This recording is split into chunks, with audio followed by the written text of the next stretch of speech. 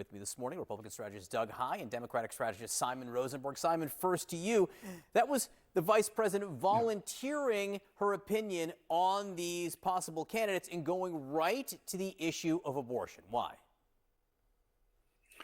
Well, there's no question that reproductive freedom and the stripping of rights and freedoms away from more than half the population, from the women of America, is going to be one of the central issues of this election. It was in 2022, because it is one of the most important issues in the country. I mean, we're seeing an extraordinary backsliding of fundamental rights and freedoms that are common throughout the modern world here in the United States. And it's putting, not only is it stripping rights and freedoms away, but it's also putting tens of millions of women at risk when they become pregnant and if they have a miscarriage. And so I think you're going to see this issue continue to be central to everything that we talk about. And it creates this basic contrast, right, between a party that is fighting for freedom and opportunity for the American people and one that's trying to take those freedoms away.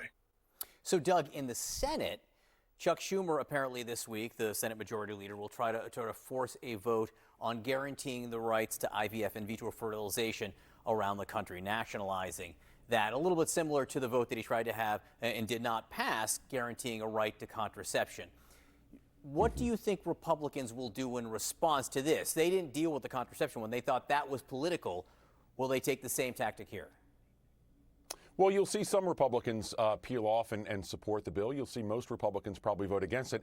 It's, John, what we call, as you know, a messaging bill. This is about campaign 2024. This is what the Democrats want to talk about. And why? They feel that they're on the offense on this when they're on the defense on so many other issues. Obviously, the economy, inflation, and the border being one of those. And it's why I think what Arlette was talking about earlier is so important. This is an election that's going to be won or lost on the margins. We talk about Muslim voters in Michigan. We talk about suburban women outside of Phoenix, Arizona, for instance. Hispanic voters are critical for this election. I was in North Carolina last week, and when I was driving around through Asheville and Shelby, North Carolina, I started to see mercados and Hispanic grocery stores and things like that because it's a growing population. And I'm telling Republicans, if you're running for Congress, for governor, for president, you better focus on Hispanic voters. You better make a real effort on it and spend money on Hispanic media. It's critical. And this is one of the issues that will come up on this. But what we think about Hispanic voters often gets tied into immigration and only immigration. They care about every issue just as much as every other voter does. Hey, Simon, let me ask you about a proposal that Donald Trump put forward when he was in Nevada. And this is something that I think might appeal to a lot of workers, not just Hispanic workers, but there are some in Nevada who this appeals to. The idea of no longer taxing tips. Now, there are economic reasons and there are budget reasons why this is much more complicated than just saying it out loud. But a proposal like that, how attractive, Simon, do you see that as being to voters?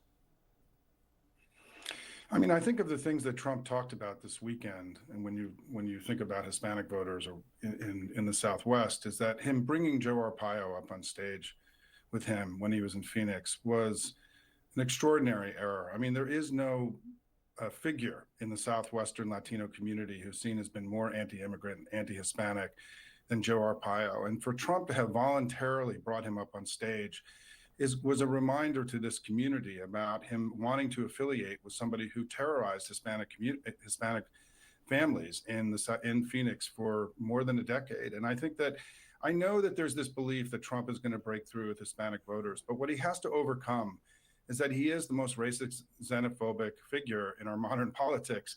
And I think this is going to be easy for us to discuss, particularly when he's hanging out with guys like Joe Arpaio. I want to shift gears, if I can, Doug, because in Nevada, Marjorie Taylor Greene, in a way, compared Donald Trump to Jesus. There was another Republican figure who did. And there's this song that's making the rounds on TikTok, big with the kids, that does the same thing, which compares Donald Trump pretty overtly to Jesus. I want to play a little bit of that.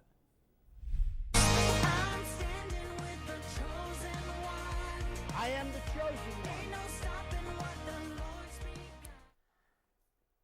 Again, we've been asking this morning, Doug, what people's impressions are of this. What is one to make of that, Doug?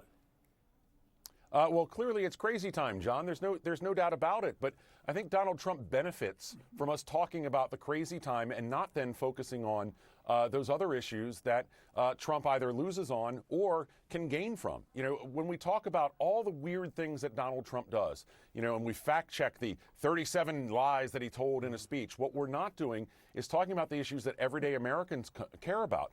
They don't focus on this weirdness, and it is weird. They focus on the issues that impact them. They focus on inflation and the economy. They focus on the border. And I think when we get distracted by all these weird things that Donald Trump does, and yes, Simon is right, don't spend time with Joe Arpaio, yeah, we lose focus on those things that voters are telling us very loudly that they're concerned about. Very quickly, Simon, your response to that. I'm wondering if you agree with that. Well, I do think the election is going to be contested around the economy and healthcare and who's going to keep us safe. And also, I think on fundamental values. I think this issue of having a guy who now we know is, you know, committed sexual assault, who has defrauded the government of hundreds of millions of dollars, who's now 34 times a felon. I think these things are really going to matter. I mean, we know this from Republicans like Mitt Romney, who talk about this all the time, that he just can't support a Republican who's been found, you know, to have committed sexual assault. So I do think in addition to all the issues that Doug is talking about, which really matter, the issues of values, leadership, integrity are also going to really matter in this election. All right, Simon Rosenberg, Doug High. What Simon's talking about there is Donald Trump was found liable in the civil case, the E. Jean Carroll case of sexual assault. Appreciate you both being here.